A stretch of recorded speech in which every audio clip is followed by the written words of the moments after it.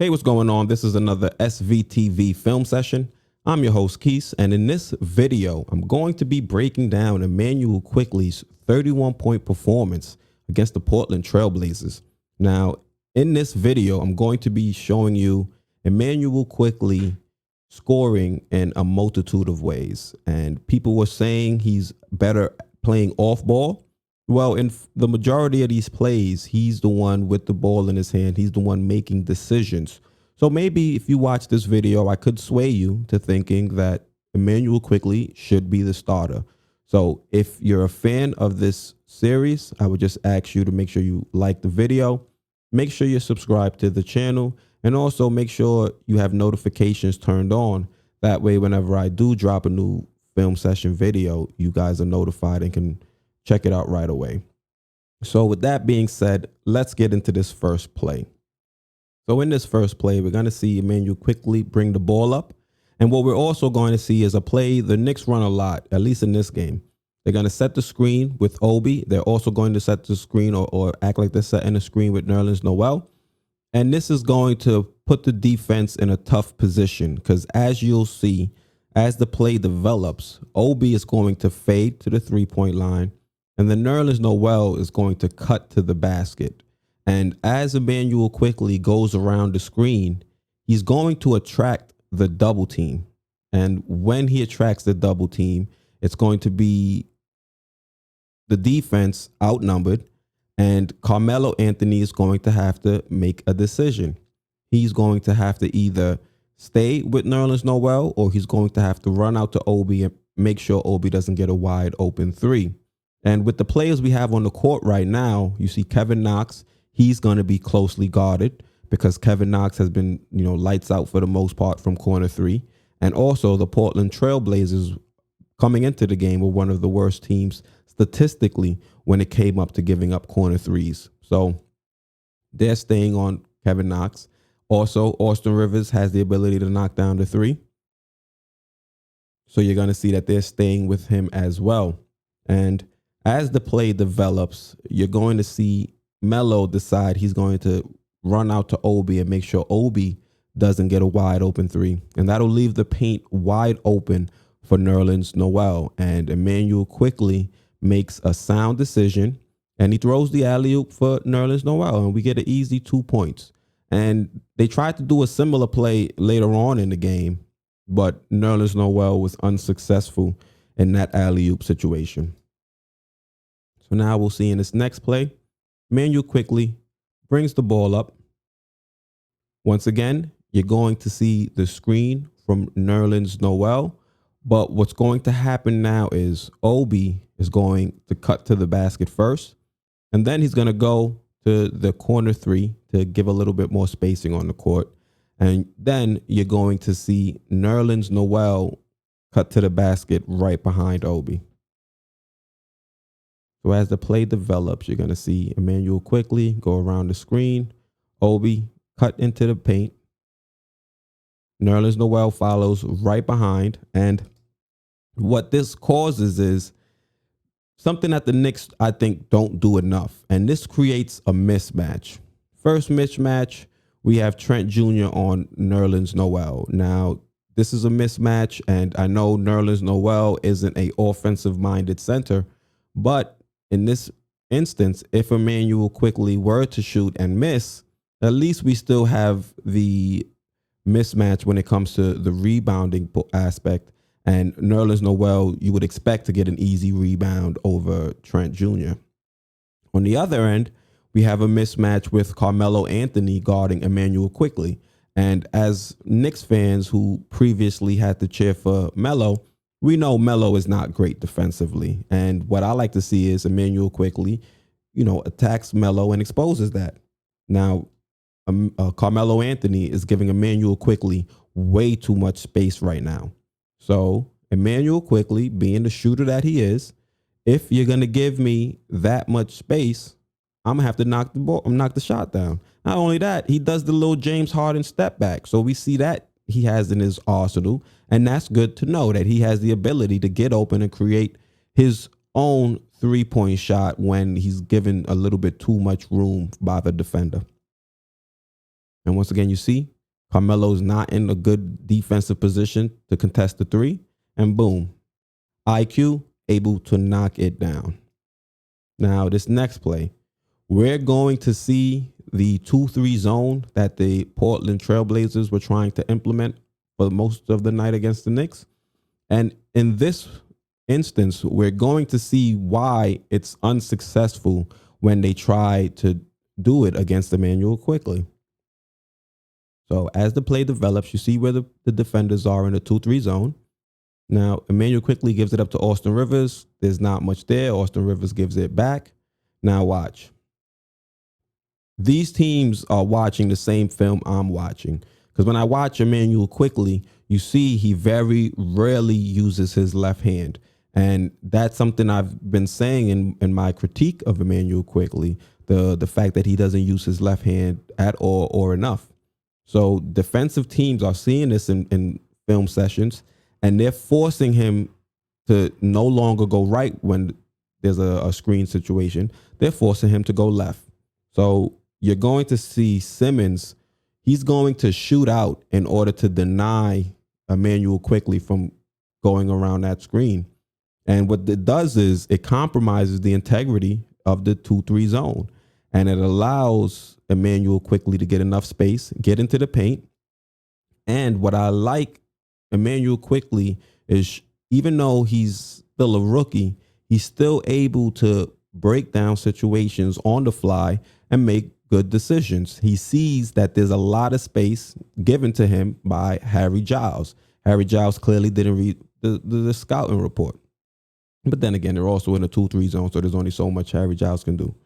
But Immanuel Quickley sees that as he's attacking the basket, Harry Giles is backing up and trying to defend the paint. So IQ makes a very good decision and decides to showcase that floater that he's been using for the majority of the season. And boom, easy bucket.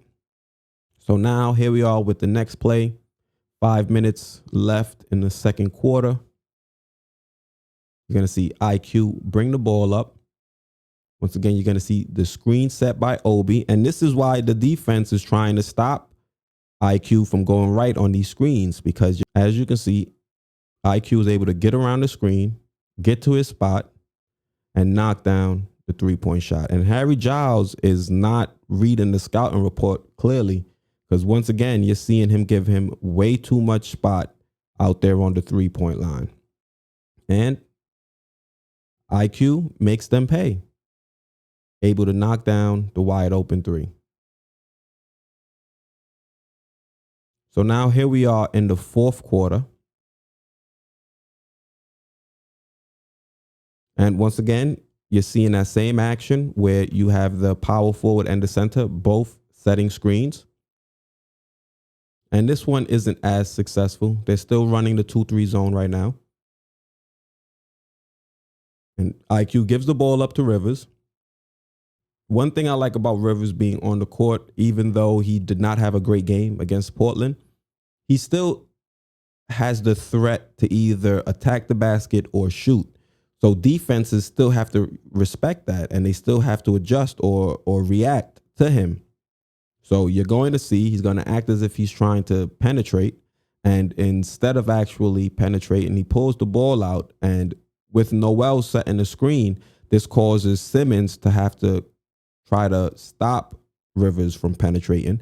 And this leaves IQ wide open. And you're seeing where IQ is shooting from. You know, that's like 26, 27 feet. Boom. So he's showing that he has that range. Now, in this play, what I want to showcase on this play is the fact that IQ is showing teams that he can use his left when he needs to. Once again, you're going to see as Obi comes up to try to set the screen, Simmons reacts the same way he's been reacting for the majority of the game. He tries to stop Obi from getting into the pick and roll. I mean, not Obi. He tries to stop IQ from initiating the pick and roll, and he forces him to not use his right hand and to go left. But IQ is showing that he's maybe wise beyond his years, because watch as the play develops. You're going to see Obi try to set the screen. And you're going to see IQ as Simmons shoots out to try to stop him from going right or going around the screen, makes a nice quick crossover from right to left. And then not only that, I like the fact that he does this hesitation dribble and dribbles back into the defender, stops the defender's momentum from, allowing him to contest the shot as IQ continues to drive to the basket. And it also creates a little bit of separation. It throws off the defender's timing. And while all this is happening, you can see in the background, Nerlens Noel is cutting to the basket, and this holds Enes Kanter where he is, because if Enes Kanter decides to step up and try to stop the penetration of Immanuel Quickley, Nerlens Noel would have a free lane to the basket. So Enes Kanter does not step up enough to stop the penetration. And you're seeing Immanuel Quickley being able to finish with a beautiful layup with his left hand. And he's basically telling me to shut up, because in a lot of my film critiques, I've been saying Immanuel Quickley has not been using his left hand enough. So to see him do that is exciting once again for a Knicks fan, to see that he has that in his repertoire, to see he has that in his tool bag. Now, here we go. This is another play in which Immanuel Quickley is analyzing what's going on and making quick, sound decisions. So as they're in transition, you can see Damian Lillard and Enes Kanter get tied up. And Immanuel Quickley, he notices that. And he knows that there's no way either one of them are going to be able to get to him and contest his shot. So he gets to his spot, does a nice little, step back or dribble into his momentum shot, and he's able to knock down a nice transition three and to cut the lead to 9. Bang, right in Lillard's face. So now here we go with another play in the fourth quarter. Once again, you're going to see the defender Simmons shoot out, try to stop Immanuel Quickley from initiating the pick and roll and forcing Immanuel Quickley to use his left hand.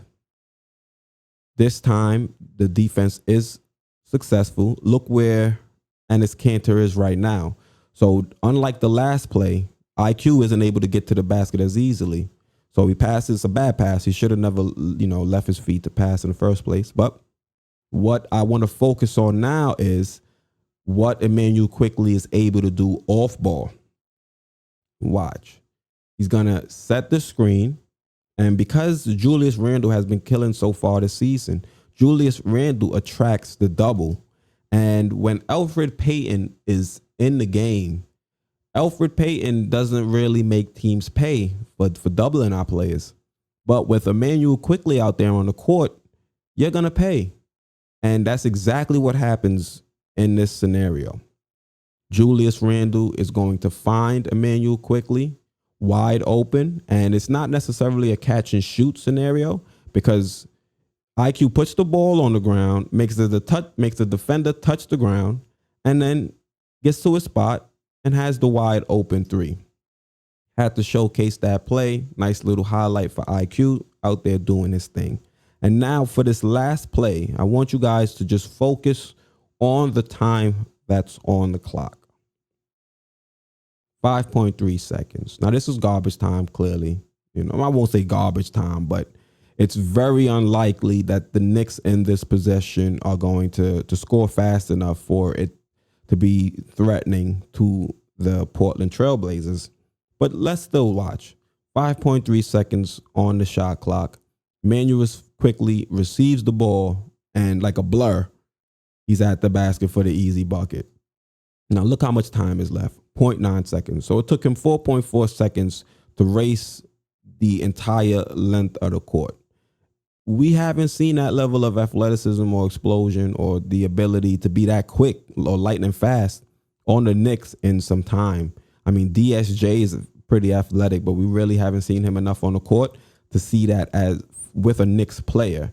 So to see Immanuel Quickley have these physical gifts and also making sound decisions out there on the court, I think he should definitely be the starter. Tibbs needs to let IQ run this team and see where we can go from there. So you let me know what you think down in the comments. Once again, I'm Quis. This is a SVTV film session, and I'm out.